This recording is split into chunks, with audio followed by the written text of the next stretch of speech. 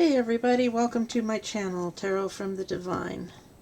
I'm here with your Angels, Demons, and Soul Contracts episode number 14. So I've got some more information that I am able to share with you that came to me. This stuff comes to me while I'm sleeping. Not really in a dream, but it comes to me while I'm sleeping. And so I know when I receive that I'm able to share it. So that's what I'm doing. We're still doing basically the same format, but it's in a little bit different perspective so that you guys can maybe understand it a little bit better. Because I know, this thing about soul contracts, it's kind of weird, and a lot of people, are like, I don't know what path I'm on. I barely know which direction I'm going when I crawl out of bed. Well, that's the same for all of us, actually. So I'm going to try and put it in a little bit different context here. We've got the lesson plans, but if you think about life here on Earth as school, so like the school of life, all right, you get here on Earth and you're starting out and you're in kindergarten. Okay, you're in kindergarten in life, and you don't hit kindergarten in actual school until you're 5 or 6. So so it could be preschool even, okay, if you want to go that way. But life progresses differently than actual school. So if you try to, make everything fit in that little box, it's not going to. So your life lessons, you start out and you learn, basically you're learning how to live. You're learning how to feed yourself. You're learning how to dress yourself. You're learning how to talk and how to, you're learning about your bodily functions and all of that. All right. And once you pass that, then you get to move on. And once you pass, the next step, then you get to move on. All right. And in a lifetime, we can go all the way through college. We can take several courses in college, the college of life. Okay. And so we have many tests that we go through during our lifetime. And how we do or perform during these tests determine if we advance in life, or do we get held back like a grade or a semester or one class or something like that, and we have to go back and redo it. Okay, that's life lessons. That's relationships, how we deal with things, how we control our emotions, all types of different stuff, and we have to come back and everybody's going to do it. Not everybody is going to go through, and ace everything and get through lickety-split. Everybody's going to get held back. Everybody's going to have to go through karmic cycles. Everybody's going to learn lessons from others that have come into our lives, and they're not necessarily so pleasant, and they are here to teach us lessons. And that's what we need to remember, is these people that we don't like dealing with, they are here, they are playing a vital role in our soul advancement. Okay, so maybe that's where you're supposed to have unconditional love, because these people, maybe they don't want to do it, but they have to. It's part of their soul contract to come in. They're a teacher, and they have to come in and they have to teach us lessons. And sometimes we're hard-headed and stubborn and we don't want to learn, and so they have to be hard-headed and stubborn in order to teach us, get us to learn the lesson so that they can advance us and, get us to move forward. So, try looking at life that way. These people that you don't like being around, they're teachers, and they have lessons that they're having to learn too. I mean, it's not all easy for them either. They're trying to teach you a lesson while they're having to learn a lesson of their own. And same thing for you. You're teaching somebody. You may not know it, but you're teaching somebody either by example, or you're teaching them something, or you physically have kids and so you're physically teaching them something, but you're having to learn lessons on yours too. Life is complicated. You stop and think about it. It's really complicated. So, just try to have patience with everyone, because you don't know if they're your teacher. You don't know if they're your student. You don't know. They may have something very, very valuable for you to learn. And if you push them away and all of that, I'm not saying bring everybody into your life, but if they're in your life and they keep showing up and they don't go away and they're there for a reason, then figure out what it is, get it learned, and get them on their way. And then you can be on your way. All right? Our learning is not just material, but it's spiritual as well. And then when our time is done, when this lifetime is done, we are evaluated or judged, depending on how you look at it, on how well we learned our lessons. How well did we perform? How well did we learn our lessons? And if we pass, then we get to move on. And that could be moving on to another life here on earth, but an elevated life that's higher than what we are. Or it could mean that we don't come back here to earth to live a life. We move on. Our soul moves on. It's ready to progress. Okay? People that think that you go up to heaven and you just mill around and it's a great big party, that's not true. You have more lessons you have to learn, just in a different way. And if we don't pass, we have to either repeat the lesson and tests, or if we really don't pass, if we've allowed our demons and, our karmics and all of that to destroy us and bring us down, then we have to go back for remedial training. We have to go back to the very beginning, and possibly a timeout. If we're one of those people that goes around killing others or hurting others or doing something like that, we'll get put in timeout.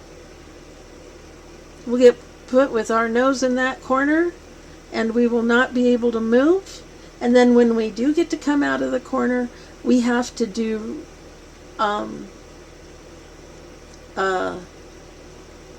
the word that's coming to my head is retribution, and that's not it. We have to do time.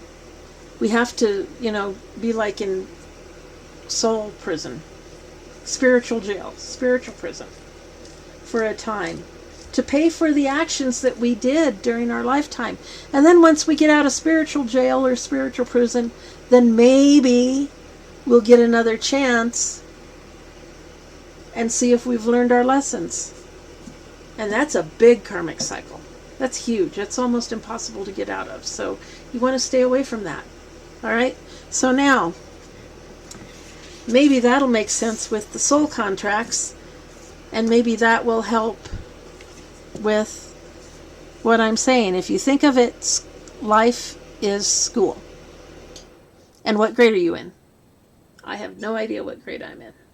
I'm teaching, but I was supposed to be a teacher. I was sent here to be a teacher, but my students kept overthrowing me. So, I'm still trying to teach. Okay? So today we have our angel is Lezalel. And Lezalel brings loyalty. And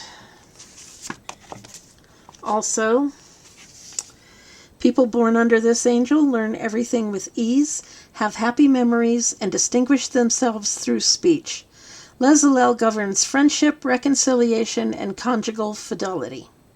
Okay? So loyalty in your partnerships, in your relationships, you have fidelity in them, meaning that you don't, take on more than one. Doesn't mean you can't have more than one friend, but you need to be loyal to them. You don't take them and play them against each other. And then Belith is the demon, and he's the 13th spirit, and he is a mighty and terrible king who rides on a pale horse with musical instruments playing before him. So he kind of woos you in with the music, okay? He is very furious at his first appearance, that is, while the exorcist displays his courage. To do this, the exorcist must hold a hazel wand in his hand, striking it out toward the south and east quarters, making a triangle outside the circle, and then commanding Beleth into it by reciting the spirit's chain. You must receive Beleth courteously and do homage unto him as the kings and princes who attend upon him do. The powerful Beleth exhorts all the love that may be, both of men and of women, until the master exorcist has had their desire fulfilled. He is the order of powers and governs 85 legions of spirits. Okay, so he's powerful. And he brings wastrels and vagabonds. Okay, so in tarot, we have Lezalel is represented as the Knight of Cups. And a knight is loyal and brings proposals of friendship and love and things that are emotional. Okay? They can be romantic and imaginative and very sensitive. They can be temperamental, and they can be introspective or introverted because they're so focused on the emotional side of things that they can, forget that there's a material side. But Lezalel is the Knight of Cups. So this could be someone, and Cups is water signs, so that could be Cancer, Scorpio, Pisces. So you might know someone who is of that, has one of those signs heavy in their chart. Or it could be, let's see, your Cancer, Scorpio comes up in October, towards the end of October and November. So this could be someone that, is coming in October and November. It could be a bit of a prediction, but typically someone will show up during their sign, or this could be, like I said, someone that has this heavy in their chart. So look for your Knights of Cups in life. And there aren't a lot of them, but look for them and treat them kindly, and they are very loyal.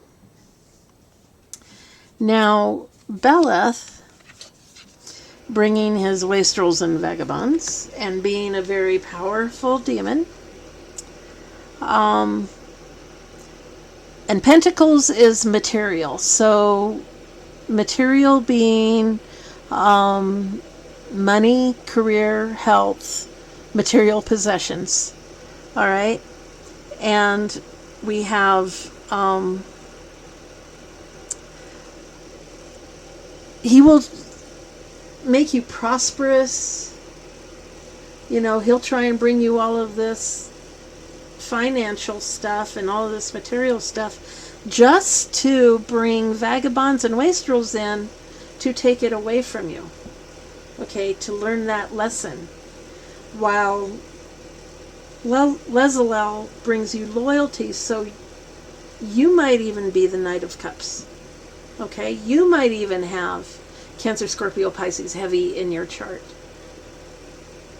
You might be the Knight of Cups, and you're being loyal to these wastrels and vagabonds, and they're taking what you have.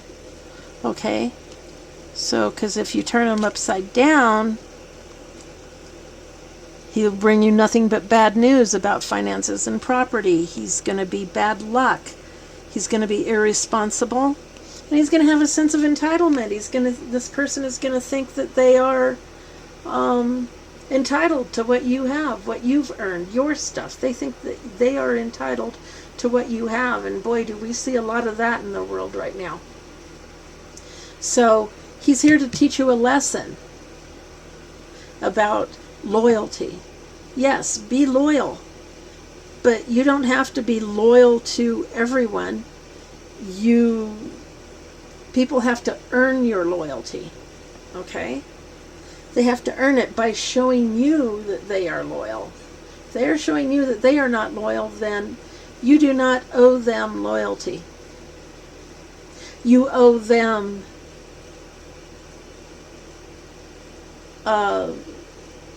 unconditional love, but that doesn't mean that you have to let them into your life. Doesn't mean you have to let them into your energy, into your space. You don't have to let them in. Unconditional love is not go around loving everybody and hugging everybody and all of that. No, no, no. Unconditional love is just treating them with respect and kindness, but you can also treat them with respect and kindness and keep them at arm's distance. Okay? So that's basically the lesson. But remember, life here on earth is school. Okay? Your soul has been sent here to earth to learn lessons so that it can advance. Okay? School. We are in school every single day, every single minute. We are in school. We are learning lessons. We are teaching lessons. Life is just school. So how we handle it will determine if, how our life is going to improve or decline or, however it needs to go. And our path, our course, the course that we choose, the school course, okay, whether it's a teacher, depending on our options, our soul contract, okay, our soul contract, what did we choose to do? What did we choose to be? And what option did we choose? Did we choose to play now and pay later? Okay, that sounds like a younger soul that isn't quite as schooled, hasn't had as many lessons to learn. They want to play now and pay later. Okay, so they're probably going to come back and get some, at the very least, they're going to be repeating some courses, some semesters, some classes, and at the very worst, they're going to get remedial training and put in timeout. Okay, option B, pay as you go. These are the people who are learning and teaching at the same time. They want to learn and they want to teach. They want to pay it forward. They are just trying to keep a balance. They are trying to maintain a balance. Option C is pay now and play later.